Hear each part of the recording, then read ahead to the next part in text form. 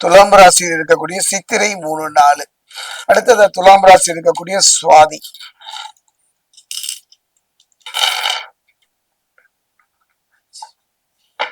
துலாம் ராசி இருக்கக்கூடிய விசாகம் 1 2 3.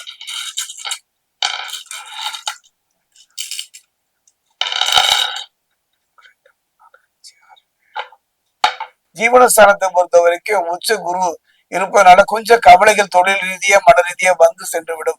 குறிப்பா சொல்ல போனா பூர்வ புண்ணிய ஸ்தானத்துல வக்ர சனியுடன் ராகு சேர்ந்திருப்பதனால ஒரு ஒற்றுமை, அதாவது கணவன் மனைவி ஒற்றுமை, சகோதர சகோதரிகளுக்கான ஒற்றுமை, நீண்ட நாள் பழகிய நண்பன் கூட நம்மை பகையாக பார்க்கின்ற ஒரு சூழ்நிலை, நம்மை விட்டு விலகி போகின்ற ஒரு சூழ்நிலை இருப்பதனால கொஞ்சம் கவனமா இருக்க. பேசுகின்ற பேச்சிலும் தான் உண்டு தன் வேலை உண்டு என்று இருப்பது இந்த காலகட்டத்தில் சிறப்பு.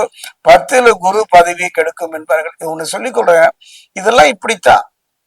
இந்த தீய பழக்கத்துல இருந்தா இந்த விதமான பாதிப்பு உடல் ரீதியா மன ரீதியா வரும் என்பது நமக்கு தெரிந்துதானே சில தவறுகளை செய்கின்றோம், ஆசையின் காரணமாக, சூழ்நிலையின் காரணமாக.